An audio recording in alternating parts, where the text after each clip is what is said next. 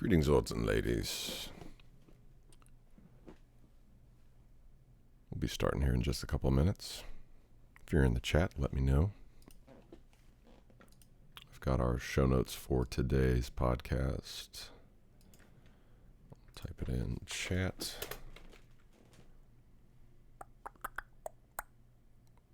Oh, looks like it's only showing up in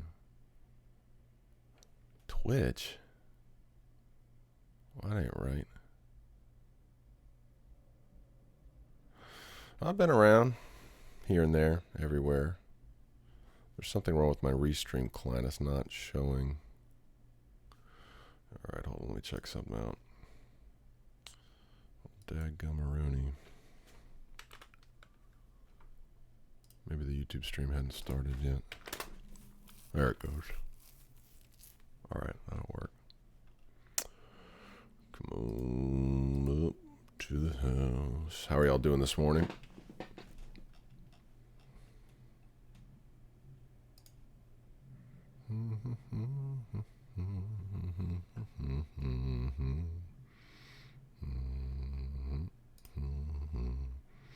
Did my first public singing last night. Y'all are going to get to hear that today.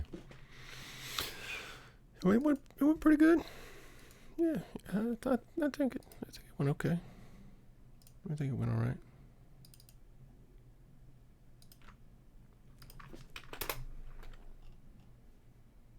Ishan, how's it going? Sunny, how y'all doing? Good to see you. Come on up to the house. Those are not showing up. That is weird. Facebook chat's not showing up in my Restream chat. That's annoying. I guess I'll just have to look at it here. Sunny, how y'all doing? Oops, sorry. Feedback. Good to see ya. Okay. That's good. On time. Yeah, you get to hear my first singing that I've done live publicly. It's uploading right now. Theoretically, it's uploading. It just hit a wall. Yeah, I guess it's just going to slow down because I'm streaming. But it's going to premiere. I haven't done this before, but YouTube offers this premiere thing where you can set a time and then we can watch it together. So at 10 a.m., we'll break up the podcast and watch. This will be the first time I've watched it from beginning to end. My public performance of Tom Waits Coming Up to the House. Oh, okay, cool. Sunny is not. There we go. Facebook is showing up in this. So I got this Restream chat client, and it shows where everyone's chatting from. So it looks like it's working now. Abhishek, how are you doing this morning? Yeah, some videos will be coming back. Unfortunately, of course, they're not going to be in India, but I think I'm going to start breaking these podcasts up into more little, dissectable bites for YouTube viewing. I mean, nobody wants to sit through an hour and 20-minute long live stream.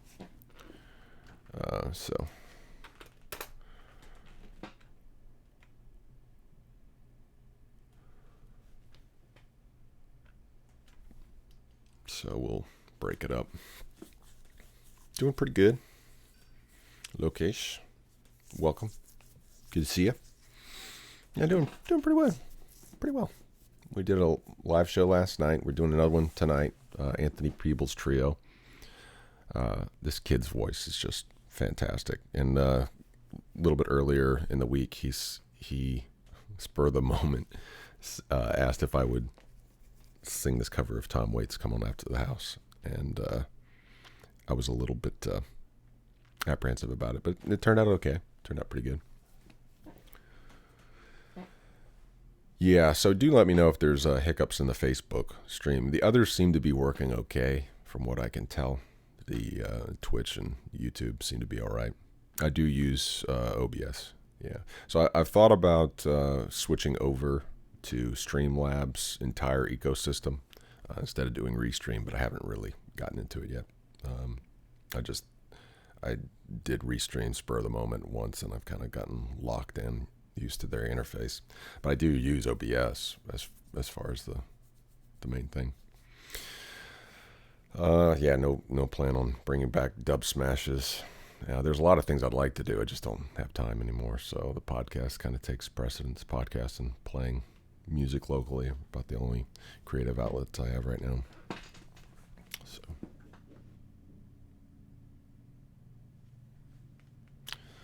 All right. Judah's logging in. He had a computer difficulty. So let's wait on that. Any new adventure? Life has been an adventure since we got hit by that hurricane. So that's been pretty much it. I was on a roof the other day, and we got a community to the east of us, about an hour drive from here, called Weewah-Hitchka. We all call it Weewah, and it's out in the middle of nowhere. And so we had to tarp a roof. These poor guys, they have a metal roof, and it's June.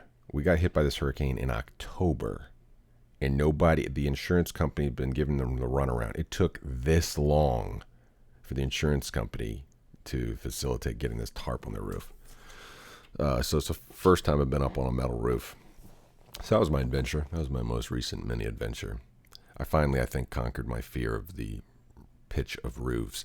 I have pretty good balance, surfing, and like in attics, I don't have a problem. I've gotten to the point now where I can almost walk from like a rafter from joist to joist without like being afraid of falling. But on top of roofs, I get squirrely. If I'm looking up the roof, I'm fine. But then when I get to the top, I just like, and we were on one a week ago, and it's the same pitch on both sides. So it's got like it was like, I don't know, at the apex, probably a 30-foot. And so going up it from the garage was fine. But you get to the very top, and on the other side, there were like these townhouses. So on the other side, it's only about 20 feet of like roof diagonally, and then it just drops off, and it's probably about a 22-foot drop straight. And so I just couldn't even look that way. It just gets in your head. It's stupid because humans are way better balanced than we tend to think, and it's easy to get used to it. But mentally, like my buddy, he was like standing with his back to the thing. I was like, dude, just stop. Stop. What are you doing? So, yeah, that's been my adventure. So I was up on that roof, tarping that, and the homeowner, who's like a farmer, just a really nice guy. We got to hang out a little bit afterwards. So that's been my most recent endeavor. Oh, thanks. Thank you for that compliment about the voice. Sorry, a little bit of technical difficulties before we begin.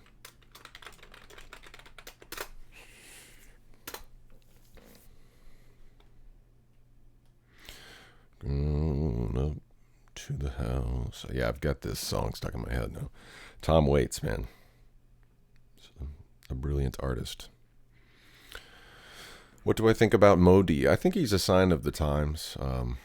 I think it's funny, a lot of people who talk about democracy, I don't think they realize that democracy goes hand in hand with populism, and that's why we're seeing Modi win.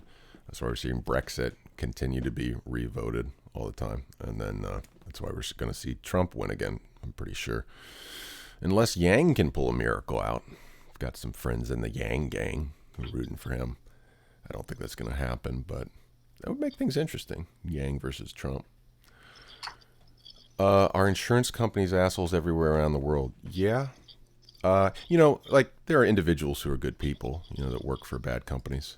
I'm hearing some Judah. Are you there? Yeah. All right. Yes, I can. Let me get my OBS scene shifted. There we go. How's my sound? Yeah, it sounds okay. It's okay. 70th percentile. Since I got my new Shure X2U connector, I'm in the 99th percentile. Sponsor me, Shure. Oh, my wife just came. Oh, she brought me coffee. This is real coffee? Is this Indian coffee? Hey, here's some India. My Indian friends. This is, who is it, Melissa? The Coffee Walla Roasters. Where are they located out of? New Delhi. So Coffee Walla Roasters, and my cute little cup Melissa got me. It's got 2 deer on it, and it's very lovely. So yeah, it's good morning. Good morning. Yeah. So we're gonna watch. This is the first time I've done this, Jude. I haven't done this before. I heard you were going to premiere. Yeah, premiere. I was tuning in, so I wouldn't. Have that made me think of? Have you ever seen the comparison between young Tom Waits and Heath Ledger's The Joker? Oh, now that you say that, that makes so much sense. It's amazing. That is wild. He must have taken a lot of inspiration from him. Okay, so a lady was at the show last night, and she came up and said, I'm from Mississippi, and in I think she said it was 79, before I was born, mind you. I didn't realize Tom Waits has been around that long. Before I was born, she was like, we were going to a Tom Waits show in Tennessee, and our car broke down. And we were so passionate about getting there, we just hitchhiked the rest of the way. Wow. And so I said, well, how did I do tonight? Did I pull off Tom? She said, you were Tom. Whoa. Yeah. Now, nice. My performance I was pretty nervous, and I had to look at the lyrics, because the song is almost like a hymn, Come On Up to the House. The verses all kind of run together in my head. I can't remember which one. There's a clicking sound coming. It sounds like your hard drive or something. Yeah, I'm hearing a lot of. Really? This could be a new rhythm. This could be my new backtrack. Are you sure it's coming from me? Yes. Running from the all the confidence given by my Tom Waits impersonation last night. Still coming? I'm going to become a rapper.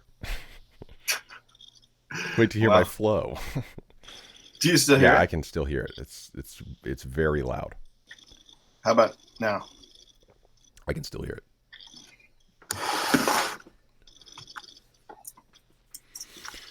How's Rohan? Rohan's doing well. He did get a form of light pneumonia, like a walking pneumonia, so he wasn't real great this last week and a half. But he's doing a lot better. He's on medicine now and playing some Switch and stuff. So hey, that sounds better. All right, you hear me? Yeah. So what was the difference? Dude, I can't. This is I keep going back to my blue snowball. I got this nice blue Yeti, and I got. All right, we'll troubleshoot that. Let's try to figure it out. That's weird. That's fine. Oh, so the other adventure, Abhishek, one other adventure is we are moving. So finally, we're going to be moving. We've been living with my parents to help out with my dad a bit, but he's really in a lot better place now. And we're kind of all been, sitting on top of each other in this house. And so we've got an opportunity to move. We're going to move into a mobile home that a friend of mine owns and help them remodel it. And have our rent will basically be our work. So it'll be some good practice for me to do some construction work. And we're going to have our own space. It actually has some land around it. It looks a lot like one of our local state parks. It's got sand, but a little palmetto. There's oaks there, so it's like palmettos and oaks, which is an interesting little mix. So we'll be able to catch lizards and stuff. I'm really excited. I'm really excited about that. And they have a pool, so looks like we're gonna have to fix the pool up, but we're gonna be able to have people over for the first time. And I mean, my mom's been very gracious. I mean, we can have people over, but it's hard to coordinate, And it's just I don't know.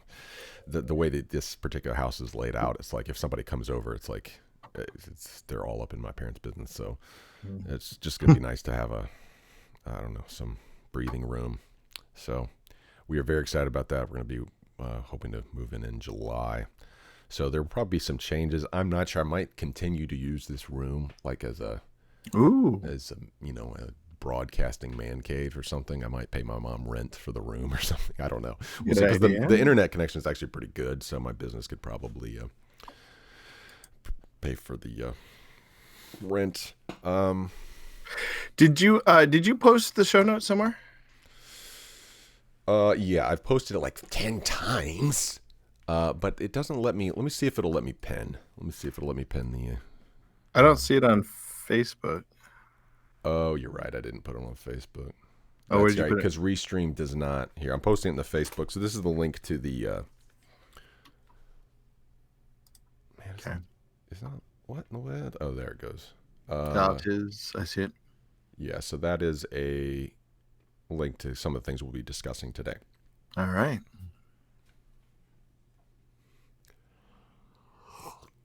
Neeraj asks, "Are you the Hound?" Hmm. Yeah, I'm working on it. I love that guy, man. Did I tell you? I probably say this to everyone like multiple times, but the guy that played the Hound, he was the guy that says "Yarb" in Hot Fuzz. Oh, really? Yeah, he's like, he throws the little stuffed animal at him. He's like, "Did you tell him to cool off? Oh, it's a shame. But earlier I said playtime's over. That's off the chain."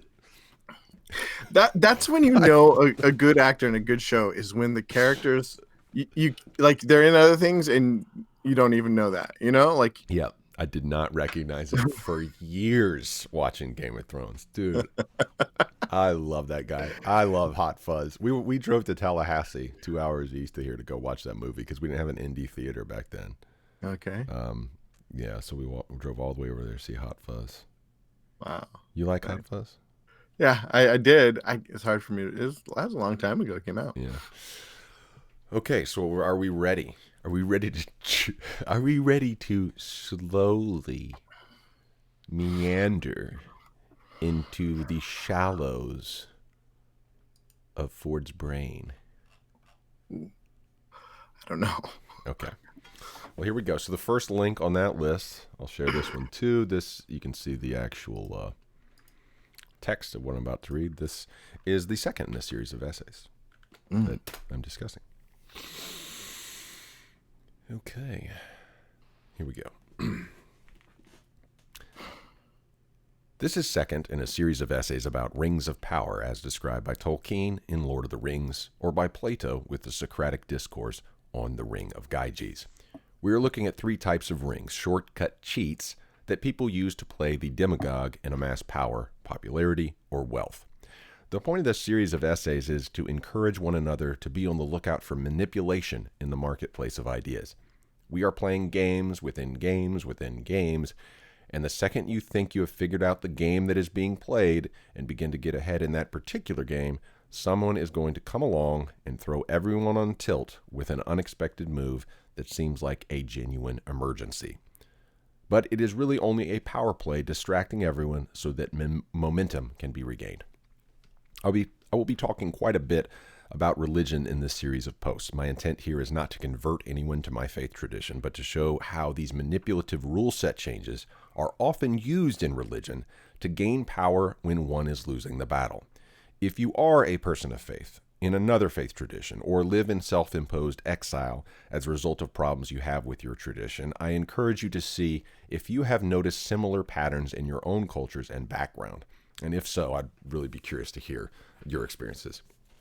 The point here is to show the internal inconsistency between stated beliefs and ideals and real human action. It is one thing to have idealistic beliefs, but what tactics are being used to conserve power? Cheating is a time-honored tradition that transcends political or social moorings, and centralized power structures have used them to great effect to preserve their place when systems based on merit began to push them out of the marketplace of ideas. Almost all of the necessary pieces are in place to render kings, priests, and prophets, and their modern descendants, presidents or prime ministers, representatives, and journalists, obsolete, but the inertia of the status quo is very difficult to dampen. Snowpiercer plows on, a dynamo of feudalism fueled forward momentum. Progressive conservatism, an Ouroboros of right-left polemics, spins the masses between the poles to keep the train of civilization on the tracks of stupefied dependence. We still live in Plato's cave, watching ever more elaborate shadow puppet plays on cave walls to distract us from the fact that the stone on the entrance has been rolled away. The temple veil is rent, but we stare at the priest with deferential awe as he picks our pockets. The tyrant opened his lecture hall to a message that would render the concept of a tyrant obsolete, but the people demanded, no, we must have a pope over us. Caesar saw his power waning in the wake of an unprecedented moment in history, people willingly joining the movement of people dying for their enemies. This unexpected shifting of the rules of power, people who were not afraid of pikes, crucifixions, lions, and torture, left him scrambling for a strategy until he saw the light in heavens. In this sign you shall conquer, a show of good faith to the gullible masses, no doubt tired of the stand they had taken. Constantine turned the tide, saving the divine right of kings with feigned adoption of the new order, humility, self-sacrifice, and moral clarity, the one-step-down approach. The emperor donned the false humility cloak of incompetence and appealed to the sentimental, bleeding-heart optimists who deep down preferred comfort to freedom. This strategy works well to this day. I find it especially pernicious in my own faith tradition in the West. Christians are the most guilty from what I can tell, but it is pervasive in all of society. The appeal to pity, the appeal to humility, the sparrow and Maester Pycelle in Game of Thrones. I had a moment this week that sparked this post. It was a reminder of how frequent Christians especially use this false humility cloak of incompetence. A self-professed follower of Christ on Twitter recently tweeted, I rented all my life. I was 34 when I bought my first house. After running some real basic math over the past couple months, it's starting to look like I was duped by society's propaganda about the benefits of owning a home. A person chided him in response. Why wouldn't you run some real basic math before buying the home? His response, because I'm not as enlightened as you, sir. Enlightened equals basic math in this man's imagination. What's truly amazing to me is that in this guy's Twitter banner, he has cryptocurrency as one of his interests. So, crypto is not that enlightened, but doing addition and subtraction before getting a house is?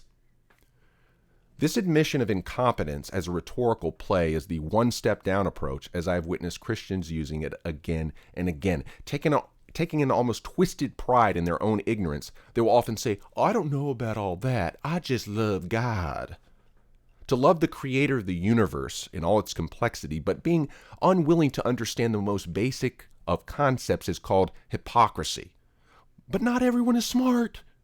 Not everyone is as smart as the smartest people out there, but the real problem is not facility, but the half-ass attempt at understanding and the premature admission of defeat. Far easier to play the pity party and let go and let God, as a popular Christian saying goes. So what is the antidote to this one-step-down false humility cloak of incompetence? Real humility, that is in step with one's own real-life trajectory. What I have witnessed most often in Western culture is a tendency to try to atone for one's own real-life trajectory with sacrifices of faux humility that go in an entirely different direction. Real humility, in step with your actions, desires, and hopes when no one is looking, is the antidote, in my opinion. Real blood, real sweat, real tears, and real furrowed brows as you do the extremely difficult work of acting and thinking past the obstacles that keep the world as you see it from being what it could be. For me, this looks like forcing myself to play violin publicly, even though I'm a perfectionist that is always unsatisfied with my performance. I love music. I listen to so much of it. But if I merely consume music and gripe about the state of music in the current day, of what use is my talent and knowledge? Gossip, complaining, and criticism only preach to the choir of people who happen to agree with me. I think popular music could be better, but what am I going to do about it? I have the tools given by a supporter of this channel, an electric violin, an amp, an iPad, and even more, but for years I sat on them, intimidated by their complexity and my lack of facility with the new tools. I played the pity party card. Well, this is too hard. Life is hard. You either face your Balrog or you shut the hell up. Gains by way of false humility will have you turning into Gollum in no time. For me, this also looks like going back in Once more into the breach, to fight for a dream I've had since before I started this YouTube channel. My entire online journey began with a love of filmmaking. I've written film reviews, recorded podcast after podcast talking about other people's films, and I've even worked on a couple. But after hitting roadblock after roadblock when trying to make my own films, I gave up. I railed against the system, griping about how tripe gets made that doesn't deserve to be. I complained about lack of budget and lack of help. I played the pity party card again and again. A couple of weeks ago, I listened to a podcast featuring William Friedkin, director of The Exorcist, and finally, the spark was lit again. So watch out, world. If you thought The Exorcist was controversial, just prepare yourself for my first film. It's been percolating in this twisted brain of mine for over a decade, and when I film it in 10 years, you're going to love to hate it, or hate to love it. And when you do, you can blame Friedkin for lighting the fire under my ass to get moving again. Alia jacta est. The die is cast. For the aspiring filmmakers, back, baby, be warned. No more pity parties here. Let's make that a rule. In one of his earlier podcasts, Jocko Willink did a reading of the St. Crispin's Day speech in Shakespeare's Henry V. He felt that most trained actors don't get the feral tone right to really convey what it's like to be about to go into battle. I'm going to do my own reading of it, trying to marry Jocko's guttural version with my attempt at an English accent. It may seem petty to apply such an epic speech to something as trivial as making a film or playing violin, but for you and I, our dreams, our goals will require us to move all of heaven and hell within our own psyches to make them real. It is no small task. So I'm asking you as I read this to think about what thing you want to make, what dream you want to pursue more than anything, and rouse yourself with this kind of mindset. There's only 10 or so of us here, 13. There's only 13 or so of us here. It's tempting to think that because no one else is around, that we are weak and there's no hope to make any of these things happen. But that's the point of the speech. The English are about to face Leviathan, a greater force, and Westmoreland wants more men. But Henry sees these odds as an opportunity, and he wills victory into existence with a rhetorical placebo effect. So I give you Shakespeare. Westmoreland. Oh, that we now had here but 1/10,000 of those men in England that do no work today. Harry. What's he that wishes so? My cousin Westmoreland? No, my fair cousin.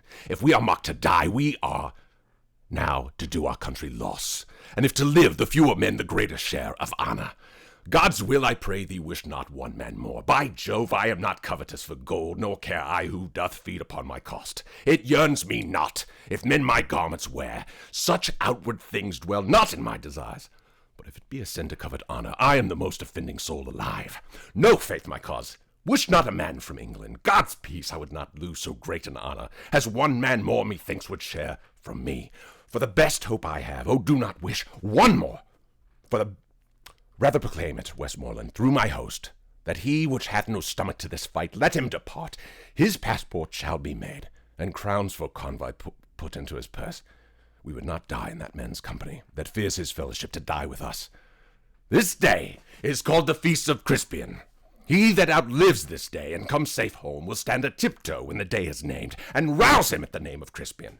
He that shall live this day and see old age will yearly on the vigil feast his neighbors, and say, Tomorrow is St. Crispian. Then will he strip his sleeve and show his scars, and say, These wounds I had on Crispin's day. Old men forget, yet all shall be forgot. But he'll remember with advantages what feats he did that day. Then shall our names, familiar in his mouth as household words, Harry the King, Bedford and Exeter, Warwick and Talbot, Salisbury and Gloucester, be in their flowing cups freshly remembered. This story shall the good man teach his son, and Crispian shall ne'er go by from this day to the ending of the world. But we in it shall be remembered, we few, we happy few, we band of brothers. For he today that sheds his blood with me shall be my brother, be he ne'er so vile. This day shall gentle his condition, and gentlemen in England now abed shall think themselves accursed they were not here, and hold their manhood's shape, while any speaks that fought with us upon St. Crispin's day. And now, a scene from Game of Thrones to illustrate how pernicious and effective The one step down false humility cloak of incompetence can be in power games. You ready for this, Judah? Yeah, I'm blown away. You're gonna be. Who do you want to be, Pycelle or? Oh, I Tywin? gotta play something. Yeah, you got to play a part. I just totally just throwing this right on you. Where's my lines? It's in the. It's in the script. You got it in front of you, don't you? You don't got it? I'm looking. It's down. So it's. Sorry, I gotta wake up from that. Wow, that was amazing, dude. Let's just digest that for a minute. Okay, so what am I looking for here? What is it called? It's toward the bottom of the. It's in the Fool's Mental Alchemist essay. What am I watching? I don't understand. It's Saturday morning, you know. We're going hard in the paint here. Going Shakespeare. Saturday morning. Now we're about to do a Game of Thrones scene. Okay, so it basically alternates. So this will kind of be. Where does it start? Where's the? It's right down towards the end. Okay. Let's see. Who should I be? Who would you rather be? Who is the least of the lines? Tywin. You really got to get that Tywin. I don't remember Tywin. All right, sure.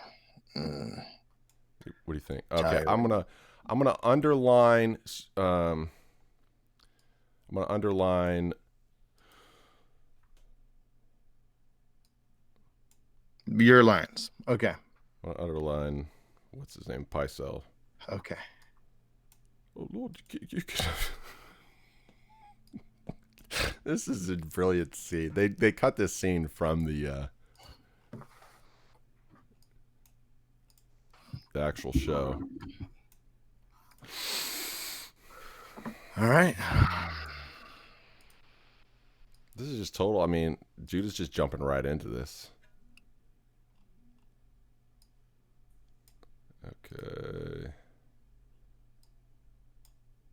Okay. All right, we ready? So, Maester Pycelle, like Varys and Littlefinger, played a game within the Game of Thrones. And no one but Lord Tywin, not even Tyrion figured it out. No one but Lord Tywin was able to see through it. This is an example of the false humility cloak of incompetence in action and an exploration of why Maester Pycelle uses it.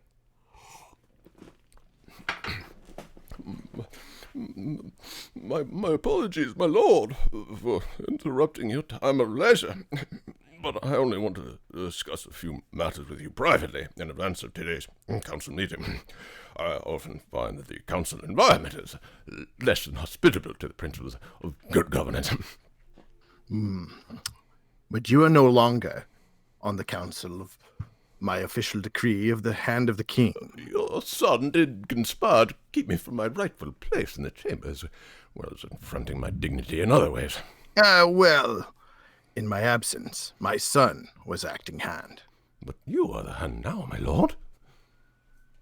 But I have not revoked the acting hand's decree. Well, my lord, I must say, this is most surprising to me. I cannot... Perhaps he had it right.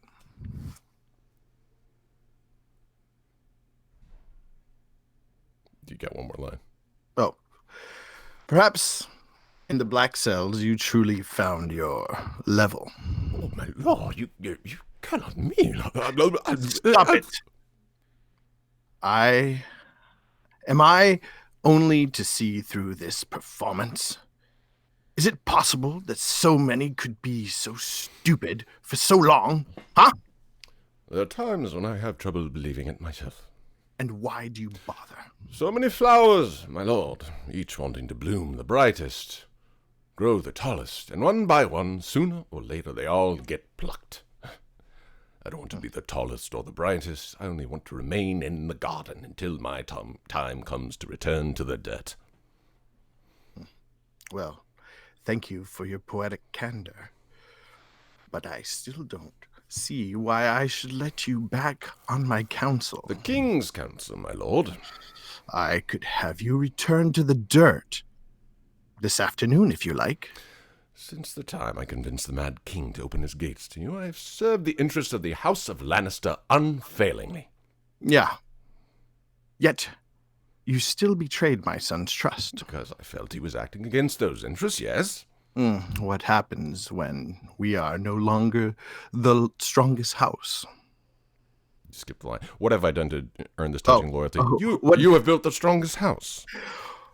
What happens when we are no longer the strongest house? By that time I will be rotting below the floor of the Sept of Baelor, if you deem my years of service worthy of that honor. Well, in the future, you will serve me more actively, as benefits a man of your vigor. Take those to the kitchen. I'll give them for supper. Yes, my lord. So, Maester Paisel was a master of playing a part. And I think, I'm just amazed every day the amount of stories that come out of, I'm paying attention to, stories on this side of the Atlantic here in America, but just some of the stories that come out, and people are just so gullible. Really smart people are really gullible when someone says something from a position of power. It's like there's nothing different about these people who are saying this stuff. If your next door neighbor said what some political leader said, you would just okay, weird. What an idiot. But then someone in power says it, and people, oh man, amazing. Wow, what a humble person. So humble, getting paid. Oh, so little money to do their job. Okay. One more thing I want to make clear is that in most cases, the false humility cloak of incompetence is used unwittingly. It has become an almost subconscious strategy for most people. They're not intentionally appealing to pity, like in that case of that one guy from Twitter I was mentioning. I don't think it was an intentional play. I think it's like we're stuck in this inertia of doing things a certain way. We just think that that's how it's supposed to be done.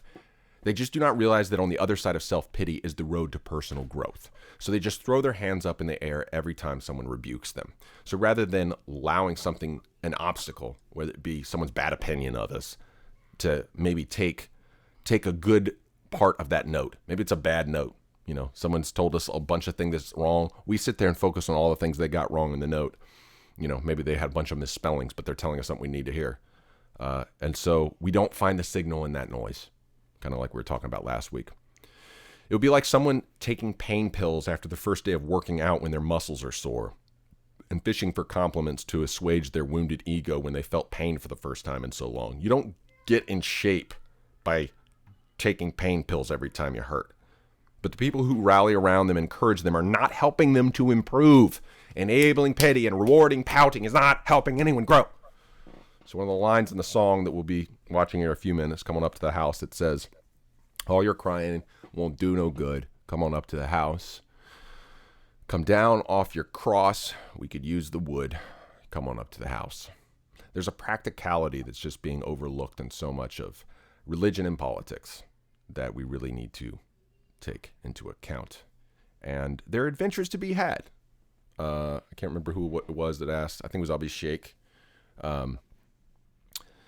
Had asked what adventures, and honestly, I'd been really reticent about getting up on those roofs to do those tarp jobs, and had my first fun the other day doing the tarp job. There's an adventure awaiting if you choose to let go of the one step down false humility cloak of incompetence. If you let that thing down, and just one of the other things the guy said in his Twitter bio is he's a student of Brazilian Jiu-Jitsu, and you're going to lose when you roll with people, when you in BJJ, or when you fight, when you box, when you kickbox, whatever. You're going to lose.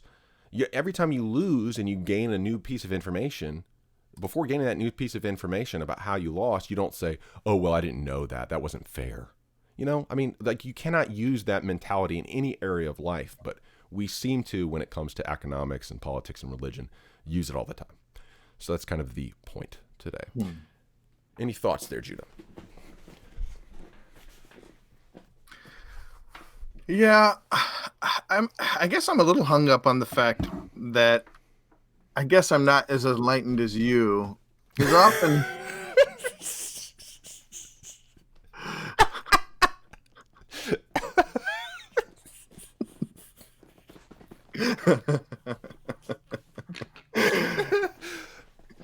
All right.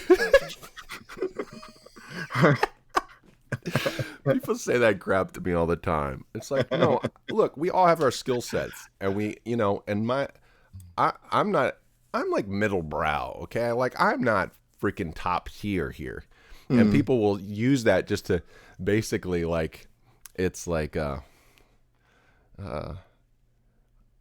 I mean, it is that kind of appeal to. I mean, I don't really understand what you said there.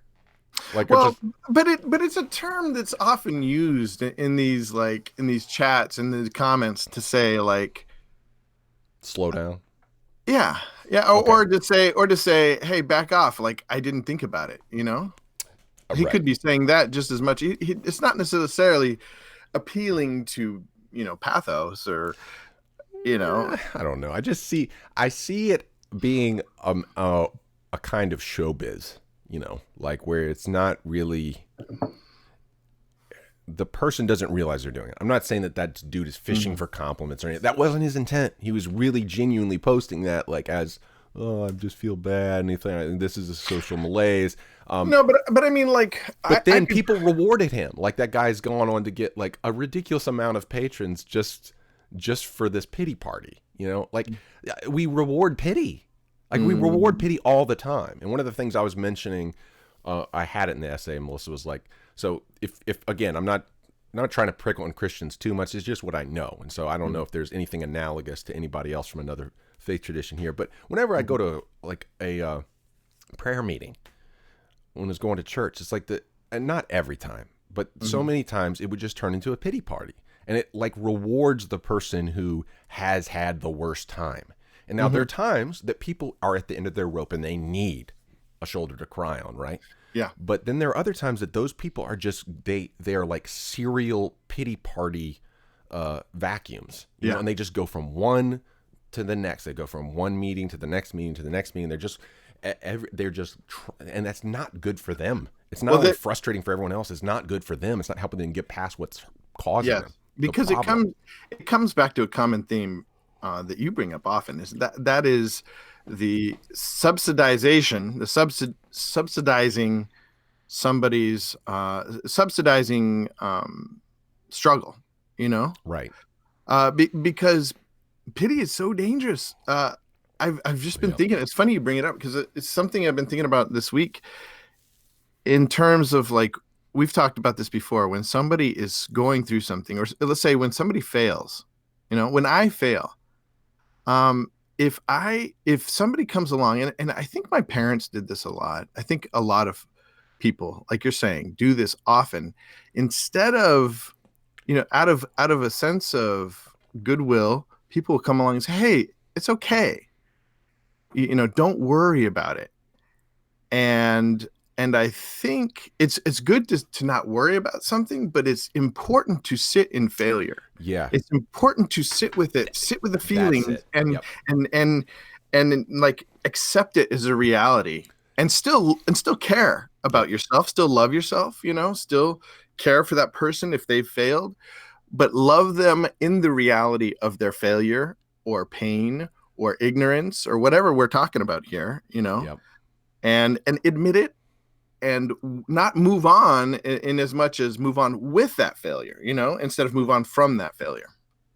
Yeah, you're absolutely right. I think we want to get so much we don't want to crush people's ego. We don't want to crush people's spirit, and so I think we hold back when we should just let the consequences fall on them so they could feel what Mm, it feels like. And so what ends up happening is, and they show this in Game of Thrones quite a bit, mm, like Ned Stark was really good about letting consequences fall, because yeah. he knew winter was coming. So he had this more realistic outlook on how life can be painful. And you Mm, look at someone like Joffrey, the reason he was such a brat is because he was spoiled. Nothing hit him. So he didn't know what it was like to be punched. He didn't know what it was like to feel. He always had someone else do it by proxy. And yeah. I feel like so much of Western civilization is like that. And in India as well. It's just now that we have technological advances, so much of the pain that we would otherwise feel is deferred. And so Nick Sabo, when he was talking about one of his phrases, he's one of the forerunners of Bitcoin. He did BitGold back in 1998. It's insane. One of the smartest people on earth. He says, trusted third parties are security holes. And we've seen that with Facebook. Like they take our information and sell it to the highest bidder, whether it's the U.S. government or China or whatever. And so anytime, in our banks are like that too. Anytime there's somebody else that is a mediator between you and someone else, they are linking the chain that you don't have any control over. So he said, trusted third parties are security holes. So, and I have no idea why I brought this up. Well, but because that trusted third party, you could think of what it made me think of is like in our own lives, our parents. Oh, that's it. I got it. Coaches or something. Yeah. Those trusted third parties that are. It's not just the adaptation from that was, it's not just that they're security holes; they're actually autonomy holes, because it doesn't allow you to be you are dependent on that trusted third party. If you don't know how to handle your finances and you have an accountant to do it from day one, it's one thing to hire an accountant once you already know what you're doing, because you have other things that are more pressing. But I think most of us it's like we win the lottery in the developed world, because technology and society is up to such a level that we can skip over steps 1 through 8 right to step 10, and we have no idea what all those steps in between entail, and we end up treating the people that do those jobs like crap because we don't realize how hard it is. So it's been very humbling coming back from India. When we were in India, we had house help. A lot of middle class and up has house help, and that, I think that's probably changing a lot. In terms of financially, it's becoming more expensive to be middle class, and there's a lot of struggle all over the place. But house help is still a thing. People will still. You can hire a cook to come in and cook a meal or 2 or 3, depending on how much you pay. You can have somebody clean, come and clean floors and stuff like that. And so we had a house helper, 2, one for cooking and one for cleaning. And so I've been doing like Shanti Auntie. That's what we called her, Shanti Auntie. She would, she cleaned floors and all kinds of stuff. And so I've been Shanti Auntie since I got back from India. I mean, and there again, like I think there's a tendency, and in the West we don't always experience that because we have technology to be Shanti Auntie. So like in a way, like we have a garbage pickup service, we've got plumbing. There's so many things that are already kind of turnkey things that you get. They're like technological servants, and so we don't, when those things break, we don't know what to do. And it makes, I think, in a way, there is something freeing about being able to do it yourself, even though it's not the funnest. Yes, exactly. Like this job I'm in right now, there are many, many times a week I say it sucks, but then at the end of the week, I look back, I'm tired, I feel better, like I'm in better physical shape. I'm in the best physical shape I've ever been because of this job. So there are things that you miss when you have that trusted third party. So it's not just a security hole, it's not just an autonomy hole, but it's also like an anti-fragility hole, as Taleb would say. Like you don't become strong. You're not resilient. So. Yeah, it's in my parenting, and Chanda has taught me this. I think my wife has taught me this more than I'd like to admit, probably, because I think that I'm, really good at bolstering my kids' strength through letting them, but I'm such a softie, and I've had to been taught. Chanda's had to teach me, you're the parent, and that doesn't mean that you subsidize their pain. That doesn't mean that you protect them from growth. It means that you show them how to get through it, and that, I think that's extremely important. We were talking a little bit about it last time in the reverse redaction, talking about the something about child rearing, and it brought to my mind a friend of mine was talking about when he went to, and I've seen this. I've lived on like an Indian reservation, and a lot of the parents will just kind of let their kids just go. And a friend of mine who was a missionary to to a Indian reservation, talked about how one time he saw a kid like on this pavement just running, and he tripped and slapped his head against the ground and got up, looked around, and just kept running. And talked about how like if his kid had done that, like mom, dad would have pounced on like, oh, and he would have just been bawling, And I was thinking of my kid, and I was thinking about myself, But because he didn't know that it was Right. painful, he didn't know that it was, such a big deal. He just got up and kept going. Yeah, and see, I feel like we medicate really easily. Again, we jump. Sometimes it's good to feel the pain. Yeah. So I heard something. Laird Hamilton said this. He said that if you, this is wild, but basically what inflammation is, it's your body, in some cases, inflammation is your body making a tourniquet for the Ooh. wounded part. So we try to reduce the inflammation. And really, like just by letting it stay there like that, it's actually doing work. But we don't want to feel that pain. And so we medicate it. We put ice on it. And he said, actually, all that thing, like about putting ice on stuff, not good. And okay, so when I first started this job, I had lower back pain, and I was whining about it. And my buddy Chris, a Filipino guy, is like, he's built like a tank. I was like, man, what do you guys do about this lower back pain? They're like, stop being a baby. I was like, no, but really, man, there's gotta be something. It's like, so I tried like doing some basic yoga stuff. I watched it on YouTube, and weirdly enough, like a week later, it was gone. And it was gone not because of any stretches I did. It was just gone because my body got used to the pain. Now, you got to be careful with that. You don't want to overexert. But I honestly think a lot of these injuries come from people over-medicating. They feel the pain, and the body, it's just you become addicted to the pain. Like you become addicted to getting rid of the pain, but your body needs the pain in order to be resilient. I mean, human bodies do crazy stuff. Sherpas up in the Himalayas are like almost another species in terms of like their adaptation to those upper altitudes. Human bodies are insanely adaptable if we let them, but it requires a lot of pain. It takes a lot of blood, sweat, and tears.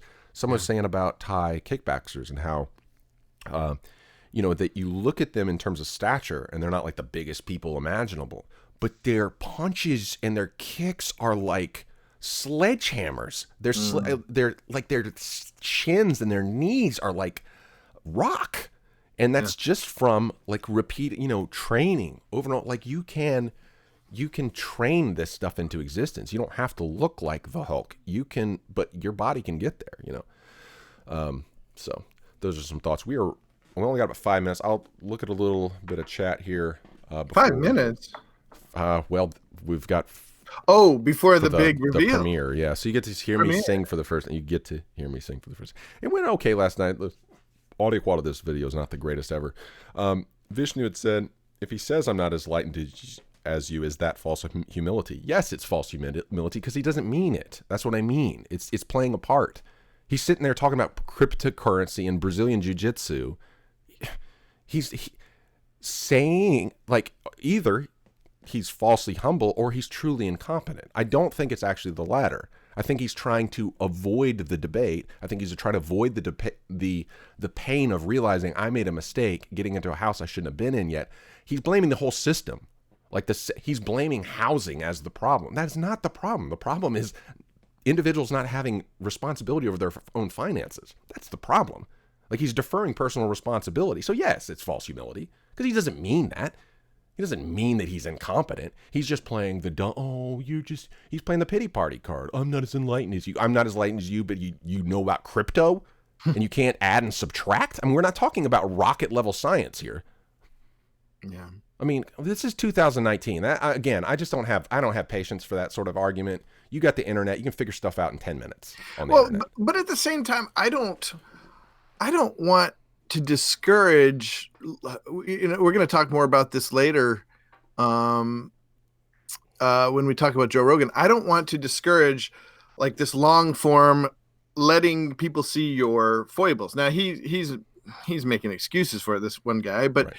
But by the same token, these people getting down on him, being harsh on him because he didn't think about it at the moment, Yeah, but when you're publicly complaining about that, and so I mean, dude, I've lived a very public life for the 15 years, and there are times people have called me out of it on it, and I've done the same thing. I've admit that I've been culpable of the same sort of mentality, but that hasn't helped me get better at stuff.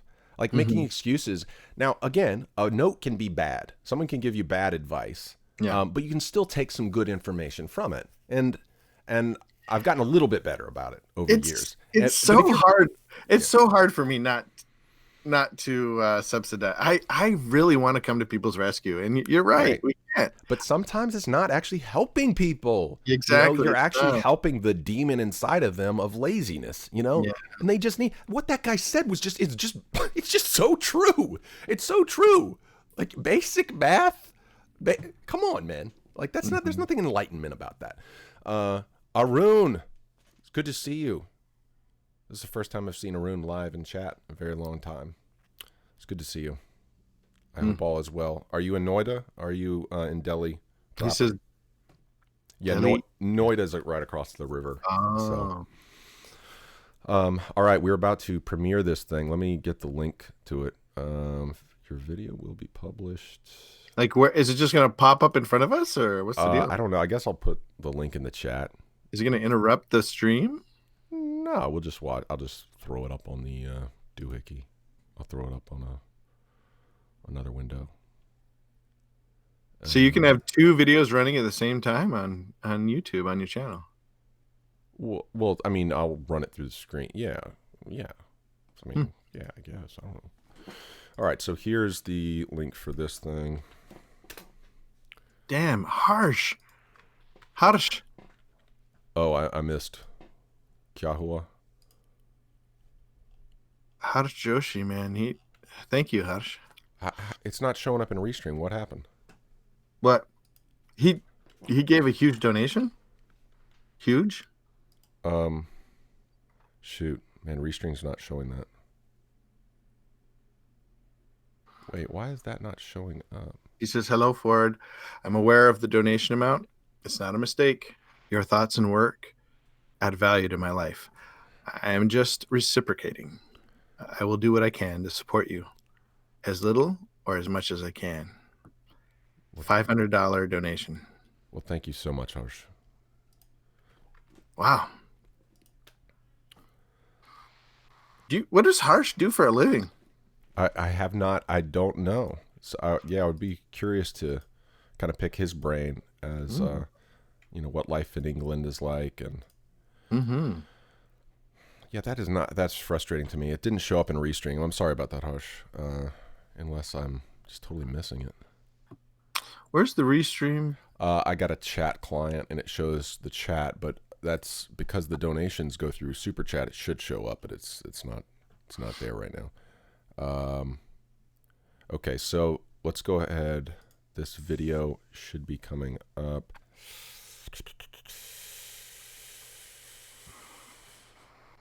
This is amazing. So you're running a live stream and a hangout, and you're also gonna. We'll see. We'll see if it actually shows up proper. Okay. So how does she set the bar? If you guys want, the stream just went dead. The stream just went dead.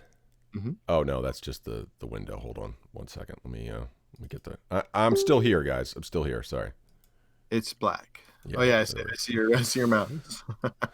Okay, so there we go. Good TV.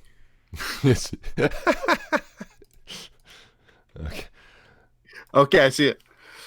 All right, so we're gonna watch my first performance of Tom Waits. Come on up to the house. You can see this on the old YouTubes. Screw it, I'll just make this. We're not gonna see our face. We'll just see the Yeah, it's fine. the thing. Okay. All right. Check it out. That video doesn't link it or is specifically unavailable in India. Really? What? What? What? Well, it should work now. I think it was time stamped. Still didn't work? Well, they can watch you here. Okay, well, you can watch it here. did the song Down in the Hole, which was the introduction to The Wire. And I fell in love with his voice then. I realized, oh, maybe that's one person I can actually sing. So we'll give it a try here. I think this song actually, when Anthony first played it, probably at Los Angelitos one night, we happened to be in the crowd listening. It really meant a lot to me because my grandmother, she used to live on the corner of Spyglass Drive and Lookout Street back in the day before she passed away. It's like surfers would come and check the surf over there at Spyglass instead of having to go into the state park, and they'd come. And my grandfather was the cranky old man at the end of Spyglass Drive, and he would yell at people and tell them to get out of the way. One time he actually mistook me for a tourist or a surfer, and he yelled at me one time. I was like, it's me. So, no, he didn't believe in guns, but so he was. Anyways, my grandmother, she would have people on. I was just talking with Patty Butchigus just a minute ago that my grandmother was just opened up her house to everybody. She had tenants at Lookout Apartments. You can still drive past them. They're these old red brick apartments there on Lookout Street, leading up to the water right before the state park. And she would have everyone over. I mean, nobody was a stranger to my grandmother. She'd let everyone come in. We do these musicals, and my violin playing back then, let's just say, was subpar at the age of 10. And she would basically do these recitals with kids playing music, and it was god-awful. And you'd have 30 people sitting there being like, hey, can we just eat, please? But there was just something so inviting about her personality, and so this song makes me think of that. And we've all been through a lot of people's houses have been really ruthlessly affected by Michael, so this song really meant a lot to me after hearing Anthony play it. So I'm going to do my best Tom Waits impersonation, so we'll see how it goes. Well, the moon is broken and the sky is cracked. Come on up to the house. Well, the only thing you see is all that you lack. Come on up to the house. Oh, you're crying, don't do no good. Come on up to the house. Come down off the cross, we can use the wood. Come on up to the house. Come on up to the house. Come on up to the house. The world is not my home, not just passing through. Gotta come on up to the house. No light in the tunnel, no arms in the fire. You gotta come on up to the house. Well, you're singing lead soprano in a junk man choir. You gotta come on up to the house. Well, life is nasty, brutal and short. You gotta come on up to the house. The seas are stormy and you can't find no port. You gotta come on up to the house. Come on up to the house. Come on up to the house. The world is not my home, I'm just a passing through. You gotta come on up to the house.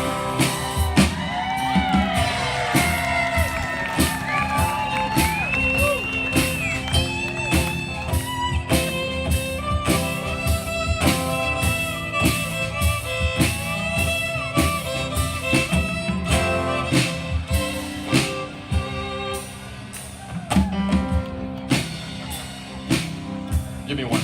Give me 8.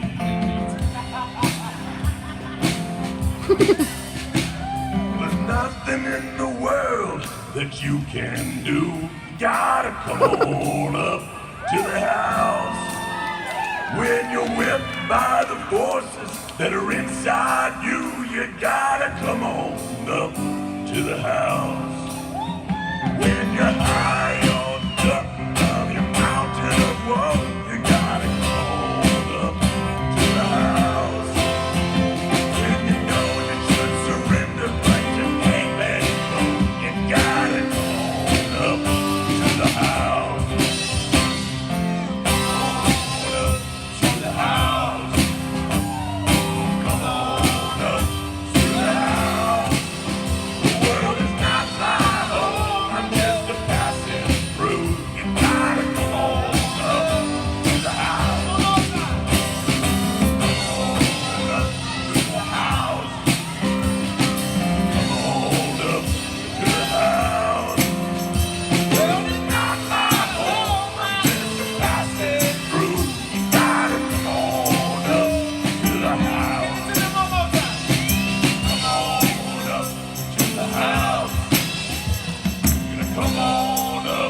to the house. The world is not my home, I'm just a passing through. You gotta come up to the house.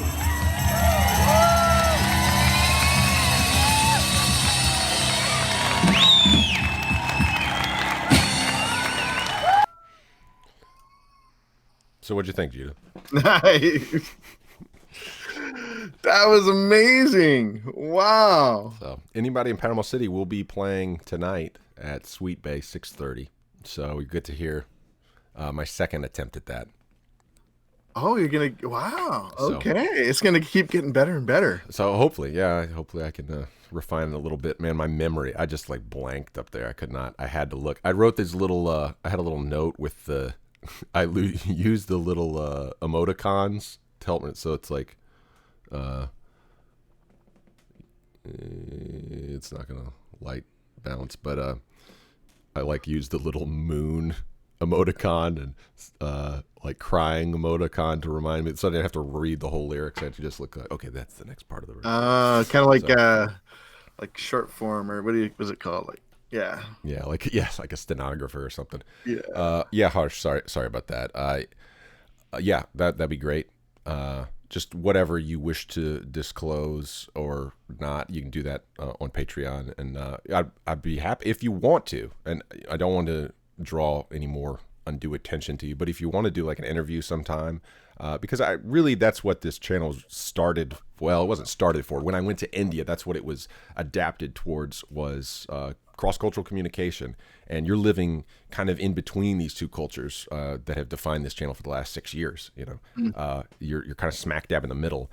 And I mean, just even our little Shakespeare thing. I mean, England has influenced so much of our art and our music, wherever we are in the world these days. So I think that'd be it'd be an interesting conversation we could have. In fact, one of the last times we had an interview, one of the last podcasts, the first iteration of the Surfing Violence podcast, was a viewer, Bargov. He came down from, I can't remember where he was staying at that point, but up north. He took a vacation. And he came down and sat right here. We did a little interview with him about what it was like being in India and living in America, and it was a really fun weekend. So that's really what we want to get back to eventually as time goes on. Just that cross-cultural connection. So thanks for all your support. If you do want to support but you don't have money at the current time, no pressure. Don't feel intimidated. One way you could help the channel is by throwing up a rating on iTunes podcast or wherever you listen to podcasts. I got a fresh new review. I was like, oh yeah, a fresh new review. And it was Judah. I've got 3 reviews, and one of them is the co-host. I was like, man, this is a great review. Oh, it's Judah. Well, listen, those reviews are so important for They the are. search engine optimization. They will keep the podcast from going stale. It'll keep it, and the more reviews it gets, that's what pushes it to the top when people search for podcasts. So I'm not really sure what keywords they'd be searching, like if they're random. I'm still trying to figure out exactly what we're branding this is. I think it's self-help eventually is what we're getting towards. I think what I said in the review is like manly self-help or something. Manly self-help, something like that. So anybody that would like to support the show, that's a great way you can do it. So no pressure. Every time I get it, and I'm guilty of the same stuff. Like, the internet is a great tool, but it is very easy to overlook how everything works. And I'll use an app for months or years and never pay a cent for it, And then one day they're like, hey, can you throw us a review? I'm like, oh, yeah, I'll get to it later. And it's like a month later. I'm like, oh, I still haven't reviewed. Oh, I'll get to it later. But if you can take the time to do a review, that'll be real helpful. I think I had all these other things planned, but man, my monologue was long. And that Shakespeare read really... that really went. Any other things of topics to discuss? I think I'm just going to hold my length probably for next week. This June is kind of weird because I actually have a series of essays I wanted to get like out of my system. And so I'm over the next couple months before we evolve into the next version of the Surfing Violinist. I want to kind of get some of this political, cultural commentary out of my system. And I really want to get back to, well, okay, I wrote this. I'll share this much with you. Okay. This is for me, and I'm hoping to live up to this. Channel your rage into creativity. I'm a rager. I'd get into these rage modes. The very first video I posted on this channel was called Pushing Up Permits. It was a sketch comedy bit. And I still like that video. I think it's actually pretty decent. And I wrote that as a result of running head to head with some bureaucracy. And I was so mad. I was going to write a post. I was going to write an essay or something. I remember I was sitting at my grandmother's house on the back side of her house. And I was like, just like stewing. And I was like, you know what? I'm going to make a sketch comedy out of this. And so I just channeled all that rage into that thing. And it almost got, there was a scene in it where I had like some character come in and interject like this whole little thing. And I shared it. It was the church I went to at the time. The pastor, he's like, this is really distracting. Like this is a rant in the middle of nowhere. And it's taking away the narrative flow. And so even when I was doing the sketch comedy, I couldn't help it. I threw a sermon in the middle of it. And so I deleted that because he told me to delete it. And it still was too long, and it was still too self-indulgent.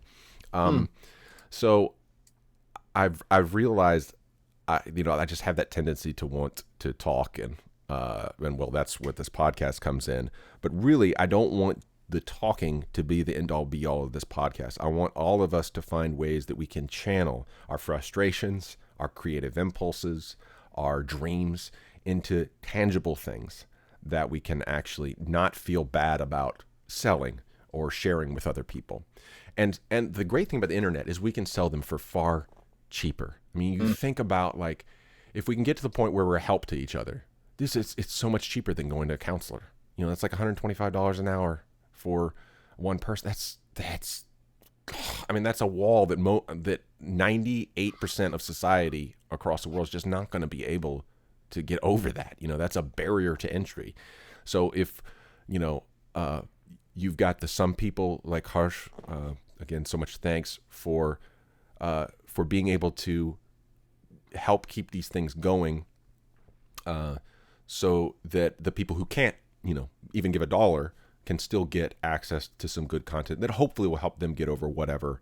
I really want it to be kind of like over here we have these 12-step programs, Alcoholics Anonymous, that kind of thing. And I really admire the purpose of those things, helping people just get around obstacles in life in their own soul. So anyways, I'm sorry, I'm going to go off topic here. But maintain your rage, sculpt it, feed it, but channel it into creative energy, not war mediated by money. And I think that's one of the temptations is to use rage as a means to make money, but rather use rage as a means to make art and make that art good enough, so good. Like, people will often say, like, art gets compromised when you're trying to make money. And I'm just like, that just to me is cynical, because I look at the Coen brothers' filmmaking career. I look at David Cronenberg's filmmaking career. I look at David Fincher. There's so many of these people that make money doing what they love, but I have been benefited by it, and it's a balance, I would say. And I think, and lowering the standards, lowering the bars to entry, like us this morning. I mean, we did not do a good read of Paisel Tywin, but it's but it's fine. Like, if you see the table reads for Game of Thrones, like, that's not good either. We're talking thousands and thousands and thousands of man hours and thousands and thousands and thousands of people as cogs to make that final scene pop, And so I want us to get to the point where we can be free to not be great, not be polished at the beginning, to build up to something over time that costs less money in the grand scheme of things. Because we're doing it as a hobby. We're doing it as fun. We're doing it together. And the idea that we can just do it the first time and do it perfectly. Exactly. That's it goes back to not feeling pain. We mythic. Can't grow unless we feel the pain of our failures, and we just got to sit in that pain. We failed. I failed for sure, and I accept it. Right. It's okay. And like I go back, I mean, like watching that was difficult for me because I forget a couple I forget a couple of the words in the song, and I'm looking off the phone, and I botch my violin solo. So it's just like, but it's building to something, and so my coach and counselor said something the other day that he was talking about failure. It's kind of where I get some of the stuff. He said, it's okay. I fail all the time. I try new shit all the time. And guess what? When you try new shit, you do new shit, you fail all the time. Yep, that's exactly right. And he said, I love that about me. And I almost cried when I heard that. I was like, wow. Yes. Vishnu, we did not talk about manufactured consent. Vishnu sent in that comment. I do read all the chat afterwards. Sometimes I don't interact with everything. So if you say, oh, Ford didn't see what I saw, I do see it, and I try to interact with it during the week. So we will be talking about that next week. Vishnu, we won't have time today because my monologue, I did not time it properly at all. And I didn't foresee us doing the coming up to the house last night when I made the thing. Tommy, it's good to see you. So yeah, we will discuss that next week for sure. I have not read that book. Chomsky is an interesting character. Obviously, I don't agree with his political views, but he's an extremely smart man, extremely smart dude, and some really interesting takes on things. So I think that book, I think he's right. In the way that you worded that last week was very interesting. It's not just an internal compulsion anymore. I kind of disagree. I do think that it still's there. It's all latent, right? And what they're doing is they're coming and appealing to that through a targeted marketing campaign that is making us something less than what we are. It's just so, it's almost impossible to say no to all this targeted, and it's almost in a way a real life conspiracy. What has happened to people in consumer society?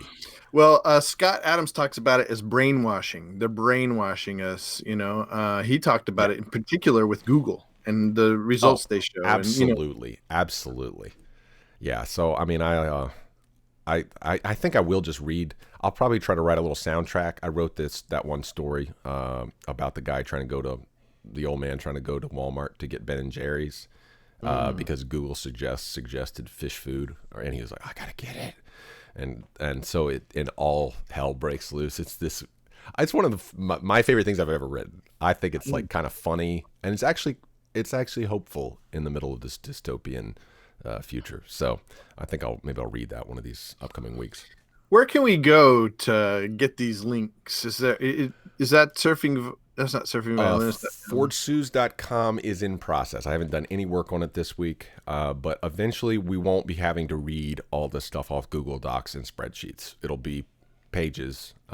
So that is in the process of trying to migrate from the Surfing Violinist podcast version 0.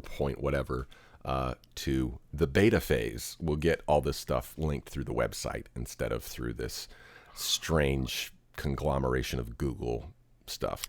It's endearing. It's character. Yeah, well, yeah. It builds character. Clicking all these links, dude. Just think about how many insane things we have at our fingertips now. It really is amazing. I've had some really good interactions with people this week that I have political differences with, and I'm like, we just got to. Here's my proposition. All right, this kills a bunch of birds with one stone. So, let's see if I can find this real quick. I got Tom Waits in my head now. Or is it me in my head? Oh, man. It's going to go to my head. Okay, so someone had posted something about JBP, Jordan B. Peterson, and someone who's definitely not a real JBP fan, she said, I really wish people would stop calling JP alt-right. He's not. And so I said, and again, she's not someone who agrees with him, but I mean, a lot of people call him a Nazi or whatever.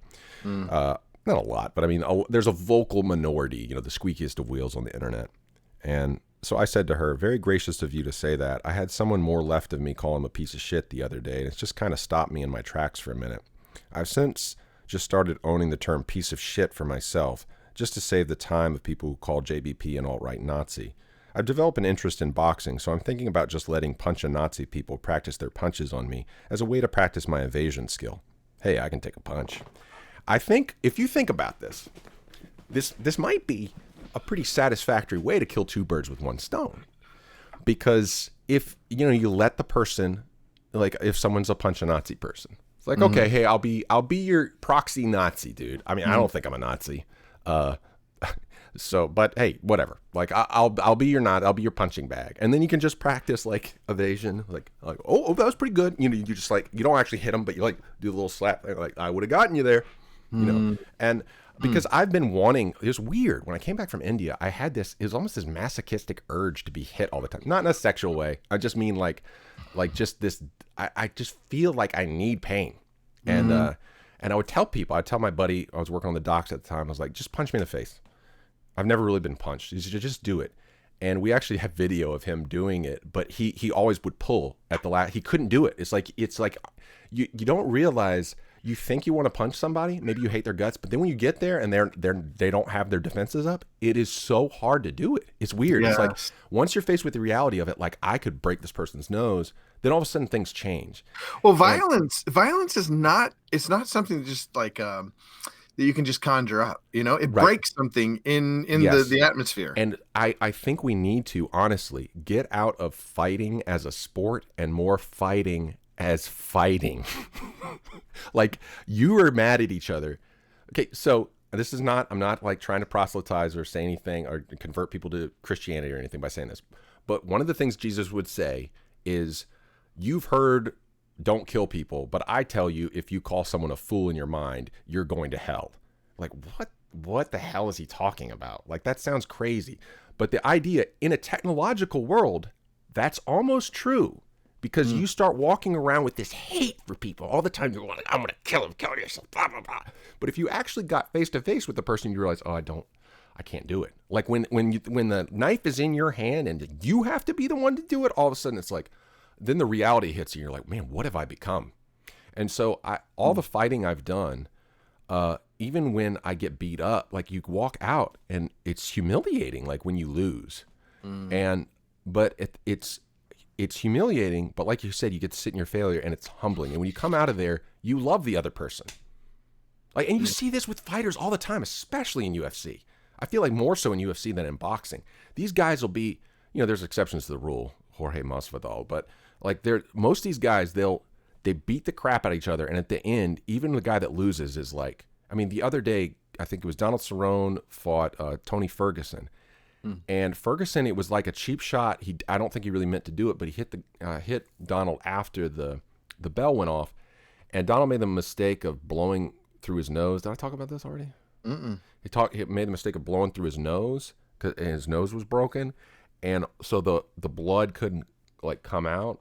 So it ended up ballooning his face, and you couldn't even see his eye, dude. He looked like death warmed over. And Tony really felt bad. It was just, you don't realize, everyone's like, why did he do that? It's like when you're in the heat of the moment, like your brain starts doing weird stuff. Right. So Tony just hit him after the bell, and you could tell even when he won, he was just kind of like, man, he just felt really bad. And when they hugged each other, Donald was not PO'd. Like there was honor, there. And my dad would say that when he was in prison. My dad would say that about people in jail.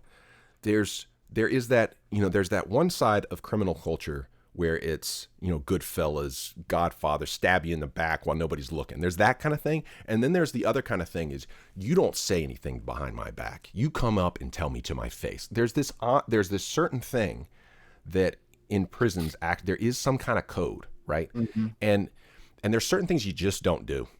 You just don't do it. And that's why it's difficult for like prisoners to come back and re-enter civilian life, because people do that crap all the time in civilization. Lie, cheat, talk nice to you, but come around behind your back, like, and do something surreptitiously. So much game playing. And so the rules of the game, like in violent things, whether it be war or crime or fighting, like it teaches you something. It's a real humbling thing, and you end up liking your opponent. It's weird. You end up developing a respect for your opponent. So I honestly think this punch-a-Nazi thing, it's kind of like Fight Club. Maybe we could get a Fight Club who was trying to overthrow things. I think it would be better for more for personal fitness growth and just humility. Again, feeling that pain. Like, you say, to someone, kill yourself online. Well, yeah, okay, come on over here, dude. I'll give you 3 free punches. Just try not to hit me in the balls, please. I mean, I honestly think, and the thing is, most people who say that crap, they could hit you as hard as they want. It'll be like a feather, okay? Yeah, it reminds me of when I was growing up. I went to school on the reservation. I got picked on all the time. I was the only white guy, and I remember just like being so mad at this one guy. His name was Suggy, and I just went off on him, hitting him, and I just started crying while I was hitting him, and then it ended up with us just hugging at the end. It was like I was falling and hugging him. There's this great surfing story. Yes, Henry, when you come down, we need to do something. Surfing, or maybe we should do you should get me back. We'll do some running too, some surfing and running. But there was a famous surfer named Ken Bradshaw. Well, he's still around. He's from Texas, I believe. And he discovered surfing. Big. I mean, he's built like an ox. This guy's huge. I mean, you don't typically think of like the, football player build for surfers. But I think he was a football player. He discovered surfing, and he just dropped all the rest of his life. He would just go down to Galveston or wherever it was, like to surf. And finally, he just outgrew the waves. Like they just couldn't do it for him anymore. So he just took a ticket to Hawaii. And, back then, like, they call us white guys howlies, the without breath thing. And there was a lot of localism. They wouldn't let these guys into the breaks, these tourists. So Ken Bradshaw developed this thing. He decided he was going to make himself king of Sunset Beach, which is this pretty famous surf break. And it's absolutely insane. It's a scary place. The rip currents are bad. So he just manned up. He would paddle in the middle of them, and people would keep taking his waves. There's a whole right-of-way system in surfing. So one day he just started doing this thing where if somebody took a wave from him that was clearly his, he would push them off the board and bite a chunk out of their surfboard. And so he just did his heel turn. He's like, okay, if you're going to treat me like this. And so one of these times, I think he bit off this guy, a chunk of this guy's surfboard. The guys like called him on it. They went to the beach and they started to fight. And then the Hawaiian guy's like, you're all right, brother. And and then from then on, he was in. And you see that sort of thing happen like in prisons too. It's like it is that kind of alpha male thing. And again, we talk about like toxic masculinity, how bad it is, but sometimes that's just how dudes need to work it out. And we have not allowed that to be a thing. And again, you think it's not violence really for the establishment of domination. It's really violence is understanding. I know that sounds stupid, but I mean, dude, it's physical communication. It's physical communication, and that's what we're missing out. And I really think, as far as if we want to get out of this war idea, we need to change from war to dance. I think that's another means of physical communication that is not a combative means of physical communication. I think that's the next evolution. But dance has typically been thought of as a celebration or as a sensual thing. But I think it is a means of nonverbal communication. And we need to really tap into nonverbal communication through violence and through like rhythmic celebration. I think that's really what we got to get back to, because in this technologically dependent world, we are not active enough. So those are some of the ideas as we will move forward on the Surfing Violinist podcast. But we are out of time. So that's about it for this week. Thanks so much again, Harsh. I will reach out to you on Patreon, and again, no pressure, and we can talk about whatever you want to talk about. Yeah, that's a really good point, Vishnu. A lot of dances are based on martial arts and vice versa. You think about Jackie Chan. I mean, I think he was actually, my buddy said he was classically trained as a dancer as well. And I mean, his action scenes are really dance scenes. And choreography. Yeah, choreography, right. So cool. All right, Godspeed, everyone. Have a great week. We will be back with the Reverse Redaction podcast in a few minutes. You can talking about Joe Rogan podcast. and how it's influenced the three of us, me, Judah, and Jared. So, Godspeed until next time. Thanks, everyone. And until then, keep it creative, cross-cultural, and constructive, and all the other crazy things that I want us to do. But I can't remember the rest of my own catchphrase. Melissa saw it this week, and she was like, "Oh yeah, this is." No, she listened to the one podcast where I had that entire list of things that I wanted to be values of the channel. She's like, "Oh my gosh, Warren, this is so annoying." All right, Godspeed. Godspeed.